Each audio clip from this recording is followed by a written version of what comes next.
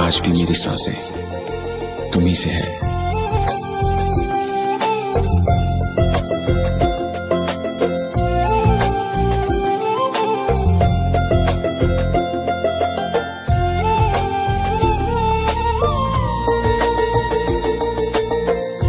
ক্ষমা চাওয়ার কারণ দেখছি না, কেননা আমার এখানের অনুভব শক্তি বলে তুমি কখনো আমাকে ভালোই বাসনি। শুধু প্রেমিকা নামক একটি মোহের ট্যাগ লাগিয়ে রেখেছিলে নিজের জীবনে। সেখানে না ছিল কোনো প্রতিজ্ঞাবদ্ধতা, আর না ছিল কোনো ভালো মন্দ অনুভূতি। আমি তোমার জীবনে ডুবতে চেয়েছিলাম, তুমি ডুবতে গিয়েছিলে তথা সদরে আহ্বান করেছিলে। আবার সেই সম্পর্ক ছেড়ে আমি চলে আসতে চাইলাম, তুমি বাধা দিলে না, নির্দ্বিধায় গমন পথ উন্মুক্ত করে দিলে। এরকম সম্পর্ক তৈরি হতে দেখেছ না শুনেছ কখনো? তবে আমারটা দিক থেকে সম্পর্কটা অনুভূতিহীন ছিল না। বিদে তোমাকে দেখলে আমি না বা এখনো থমকে যাই। হয়তো ভালো আছি, সত্যি বলতে খুবই ভালো আছি, তবে সেই ভালো থাকাটা আমি তোমাকে নিয়ে থাকতে চেয়েছিলাম, যা আমার জীবনের খাতায় অপূর্ণতা বলে রয়ে যাবে আজীবন। তবে তোমার প্রতি এখন আর আমার কোনো অভিযোগ নেই। হয়তো আগে অনেক অভিযোগ ছিল, তবে এখন আর নেই। আমি আগেও যেমন চাইতাম তুমি সর্বদা সুখে থাকো, ভালো থাকো, এখনো তেমনটাই চাই। একটু চুপ থাকলো নাবা, ফের বলল, সেদিন তোমাকে রাগের চোটে যে অভিশাপ মাখা কথাগুলো বলেছিলাম, বিশ্বাস করো সেগুলো আমার মনের কথা ছিল না। আমি মুখে তোমার নামে অভিশাপের বাণী আওড়ালেও মনে আওড়েছিলাম ভিন্ন কথা। তুমি আমাকে ভালো না বাসলেও আমি তোমাকে বেসেছিলাম। সেই আমি তোমাকে কি করে অভিশাপ দিতে পারি, সে যতই তুমি আমাকে অবজ্ঞা করো। তাই ভয় পেও না, আমার অভিশাপের বাণী কখনো ফলাবে না তোমার উপর। আমি আজও চাই তুমি ভালো থেকো। যদিও তোমার পাশে এখনো আমার অন্য মেয়েকে সহ্য হয় না, তবুও মন থেকে চাই তুমি হিমানিকে নিয়ে ভালো থেকো। ফের থামলো নাবা, হাবিবের শান্ত মুখের দিকে তাকিয়ে পুনরায় বলল, যদিও জানা আমার মেয়েটাকে খুবই ভালো রেখেছো তুমি, তবুও বলছি কখনো মেয়েটার প্রতি উদাসীন অবহেলা দেখিও না। মেয়েরা সব দুঃখ কষ্ট সহ্য করতে পারলেও তবে প্রিয় পুরুষের অবহেলার উদাসীনতা সহ্য করতে পারে না। খুব কষ্ট সেটা সহ্য করা। আমার দেরি হয়ে যাচ্ছে, ভালো থেকো। আর এক সেকেন্ডও দেরি করলো না নাবা, পিছিয়ে মুড়ে সামনে এগোলো। দুকদম সামনে এগোতে চোখ বেয়ে এক ফোঁটা নোনা জল গড়িয়ে পড়লো তার। তবে মুহূর্তে নিজেকে স্বাভাবিক আর শক্ত করে নিল সে, কিন্তু পুরানো সে মায়া মাখা আহ্বানে আবারও পা জোড়া থেমে গেল, যেতে বাধ্য হলো তার। নাবা মুখে জোরপূর্বক হাসি ফুটিয়ে পিছিয়ে ফেলল নাবা। তার জানা হাবিব কিসের জন্য তাকে ফের পিছু রেখেছে, তবে ডাকটা অপেক্ষা করতে না পেরে পিছিয়ে ফিরতে হলো তাকে, যদিও সে পিছিয়ে ফিরতে চায়নি। আমি এক্সট্রিমলি সরি নাবা, প্লিজ ক্ষমা করো আমায়। হাবিবের কথায় গুরুত্ব দিল না নাবা, মুখে মৃদু হাসি টেনে ফিরতে কথা হিসাবে বলল, আমার সাথে আর যদি কখনো তোমার দেখা না হয়, তবে বাবু হওয়ার পর বাবু সহ হিমানিকে নিয়ে আমার বাড়িতে বেড়াতে এসো। এটা তোমাকে আর হিমানিকে নয়, বাবুকে নিমন্ত্রণ রইল আমার বাড়িতে আসার। প্লিজ একটা দিন বাবুকে আমার কাছে নিয়ে এসো হাবিব। আল্লাহ হাফেজ। দ্রুত পায়ে চলে গেল নাবা। সেদিকে তাকিয়ে দীর্ঘশ্বাস ফেলে ডাক্তারের চেম্বারে ঢুকলো হাবিব। হিমানিকে ডাক্তার দেখিয়ে বাড়ি আসার সমস্ত পথটা হিমানিকে শান্ত থাকতে দেখে জিজ্ঞেস করলো হাবিব, শরীর এখনো খারাপ লাগছে নাকি? অন্য কোনো বিষয় নিয়ে মন খারাপ? দুরন্ত ক্যাবটা এগিয়ে চলছে তার গন্তব্যের দিকে। ড্রাইভারের তীক্ষ্ণ নজর ব্যস্ত রাস্তায়, সেদিকে এক পলক তাকিয়ে হাবিবের কাঁধে মাথা এলিয়ে দিল হিমানি। বলল, মন খারাপ কেন হবে? এমনিতেই চুপ আছি, আর শরীরও এখন মোটামুটি ভালো লাগছে। জিজ্ঞেস করে না তো অত সময় ধরে আমি নাবার সাথে কি কথা বলছিলাম। কাঁধ থেকে মাথা উঁচু করে হাবিবের মুখের দিকে চাইল হিমানি, ফের মায়া মায়া কণ্ঠে বলল, আমি শুধু আপনাকে ভালোবাসি না, সাথে বিশ্বাস ভরসা সবটাই করি। ফের মাথা নিচু করে কাঁধে মাথা রাখলো হিমানি। মাথা কাট করে হিমানির মাথার সাথে নিজের গালটা লাগিয়ে দিয়ে হিমানিকে নিজের সাথে আষ্টে পৃষ্ঠে জড়িয়ে নিল হাবিব। ফের চোখ বন্ধ করে নিয়ে বলল, তোমাকে আমি একটু একটু করে অনেকটি ভালোবেসে ফেলেছি হিমানি, নিজের ভালোর চেয়েও অধিক বেশি। এভাবেই সবসময় আমাকে ভরসা করো, বিশ্বাস করো। আমার খুব কাছের মানুষ হয়ে আমার পাশে দুঃখের সুখের সঙ্গিনী হয়ে থেকে যেও। কেটে গেল দিন, বয়ে গেল সময়। এভাবে কতগুলো দিন চলে গেল, মাস ফুরালো, ঘুরলো বছরও। শুধু একটা বছর নয়, প্রান্তির জীবন থেকে কেটে গেল কয়েকটা বছর। নিজের রুমের বারান্দায় ফ্লোরে বসে রাতের তারা ভরা জলমলে আকাশের দিকে তাকিয়ে কাঁদছে প্রান্তি। জীবনটা ওই তারায় ভরা জলমলে দূর আকাশের মতো হয়েও কেন তার জীবনে চাঁদ ওঠেনি? কেন? নিজের জীবনে চাওয়ার আগে অনেক কিছুই পেয়েছে সে। মা না থাকা সত্ত্বেও মায়ের অভাব কখনো বুঝিনি। বড় আম্মার মতো মমতাময়ী মা পেয়েছে, বুবু মনের মতো বড় বোনের আদর ছায়া, আদ্র নিদ্রর মতো ভাই, আর মামাময়ী না ভালোবাসার সমাহার। যেখানে নিজের কোনো ত্রুটি আছে এটা কখনো বুঝতে দেওয়া হয়নি। অগাধ ভালোবাসা পেয়েছে সে। এই সুন্দর ভরা সংসার থেকে পেয়েছে প্রহান নামক ওই মানুষটার মতো সমগ্র পৃথিবী সম আস্ত এক ভালোবাসা, যে মানুষটা দুহাতে আগলে রেখেছে তাকে। এই কতগুলো বছরে মানুষটার আদর ভালোবাসার কমতি এক তিল পরিমাণ অনুভব করেনি প্রান্তি। সামান্যতম বুঝতে দেয়নি মানুষটা তাকে, অথচ সে মানুষটার জীবনে আস্ত এক অপরিপূর্ণা। মানুষটাকে বাবা ডাকার সুখটা এত বছরে এখনো দিতে পারেনি সে, অথচ মানুষটা বরাবরই তাকে ভালো রাখতে নির্জীব। যেন বাচ্চা হওয়া না হওয়া তার কিছুই যায় আসে না। কিন্তু প্রান্তি তো বুঝে যায় আসে কিনা।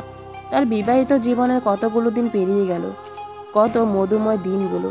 তারপর ইন্টার পাস করলো সে, অ্যাডমিশনের পড়া পড়লো, ভার্সিটিতে ভর্তি হলো, অনার্স মাস্টার্স কমপ্লিট করলো। সেখান থেকে বছর খানেকের মাথায় একটা কলেজের লেকচারার হিসাবেও জয়েন্ট করলো। তার মধ্যে ওই মানুষটা লেকচারার থেকে পাবলিক ভার্সিটির প্রফেসর হিসাবে পদোন্নতি করলো। ছোট মামার ছেলে হিমু হলো। 2 বছর আগে আরও একটা মেয়েও হয়েছে। এর মধ্যে আবিষারও বিয়ে হয়ে গেছে, সেও এক মেয়ের জননী এখন। আজ প্রান্তিক খবর পেল আরও একজন নাকি আসতে চলেছে। কতগুলো দিন পেরিয়ে গেল, সবার জীবনটা পরিপূর্ণতা চেয়ে গেল, অথচ জীবনের চাওয়ার আগে সব কিছু দ্বিগুণ তিগুণ করে পেয়ে যাওয়া সে। এই একটা না পাওয়াই তাকে সকল দিক থেকে যেন অপূর্ণতার বেড়াজালে ডুবিয়ে রেখেছে, এত অপূর্ণতা করে রেখেছে। সবার দিকে তাকালে নিজের প্রতি বিতৃষ্ণা লাগে, জীবনটা ফিকে মনে হয় তার, অথচ সবাই তাকে কত বোঝায়। সৃষ্টিকর্তা সকল মানুষকে সম্পূর্ণ পরিবর্তন দেয় না, কিছু না কিছু অপূর্ণতা সবার জীবনে রয়ে যায়। সবার মতো কথাগুলো তার জানা, কিন্তু নিজের অবুঝ মনটাকে বোঝায় কি করে সে? এত বড় অপূর্ণতা মেনে নিয়ে বাঁচবে কি করে সে? আর ওই মানুষটা? গ্রিলে মাথা চেপে দিয়ে হু হু করে কেঁদে দিল প্রান্তি। বাড়ি ফিরে রুমে ঢুকে প্রান্তিকে পেল না প্রহান। জানতো প্রান্তিকে রুমে পাবে না সে। আবিষার পুনরায় বাচ্চা হওয়ার সুখবরটা তার কানেও পৌঁছেছে, আর তার আগে তার বউয়ের কানে পৌঁছে গেছে এটাও সে নিশ্চিত। আর খবরটা পেয়ে নিজেকে শান্ত রাখবে না তার বউটা, কেঁদে কেটে ভাসিয়ে দেবে এটাও জানা প্রহানের। তাই খবরটা পেতে সঙ্গে সঙ্গে বাড়িতে চলে এসেছে সে। ব্যালকনির দিকে পা বাড়ালো প্রহান। ব্যালকনিতে দরজায় গিয়ে দাঁড়াতে এলো মেলো শাড়িতে মেঝেতে বসা প্রান্তিকে দেখতে পেল। আশাও করেছিল এমনটা দেখতে হবে। দীর্ঘশ্বাস ফেলে প্রান্তির কাছে গিয়ে বসলো প্রহান। বলেছিলাম যে কাঁদলে শুধু আমাকে জড়িয়ে আমার বুকেই কাঁদবি, আমাকে ছাড়া একা একা কাঁদা বারণ। গ্রিল থেকে মাথা উঠিয়ে বসা অবস্থায় প্রহানকে জড়িয়ে ধরে ফুপিয়ে কেঁদে দিল প্রান্তি। প্রহান তাকে নিজের সাথে জড়িয়ে নিয়ে ঠোঁট ছুঁয়ে রাখলো প্রান্তির চুলের ভাঁজে। 30 ছুঁই ছুঁই নারীটার বয়স, অথচ সে একই রকম দেখতে প্রান্তি, যার কোথাও কোনো পরিবর্তন নেই। কমল কণ্ঠে প্রহান বলল, আবারও কান্নাকাটি কেন? তুই কেন বুঝিস না? এই কান্নাকাটি আমাকে ভালো রাখে না। আমার জীবনটা কেন অপরিপূর্ণতায় থেকে গেল বলুন না? কেন আবিষার বিয়ে হলো, মেয়েটা দ্বিতীয়বার মা হতে চললো, কিন্তু আমি? প্লিজ পাগল, ওভাবে বলে না। বাচ্চা দেওয়া নেওয়া কি মানুষের হাতে নাকি? তা কোনো মানুষের কাজ? সেটা শুধুই সৃষ্টিকর্তার হাতে। তিনি দিলেই তারপর সেটা হবে, অন্যতা হওয়ার নয়। বুঝেও কেন অবুঝ হোস পাগল? তবে একটা কথা কি জানিস, যারা সৃষ্টিকর্তার প্রিয় বান্দা এরকম বিশেষ অপূর্ণতা রেখে সৃষ্টিকর্তা তাদেরকে পরীক্ষা নেন যে তার সেই বান্দা কতটা ধৈর্যশীল আর উনার প্রতি কতটা অবিচল, তবেই না তিনি ফল দেবেন। কতগুলো বছর পেরিয়ে গেল, আর কত? হয়তো সারা জীবন। তবে ধৈর্য ধর। ডাক্তার তো বলেছে আমাদের কারো কোনো সমস্যা নেই। আল্লাহ চাইলে অবশ্যই আমরা একদিন না একদিন আমাদের বাচ্চা সুখলাভ করব।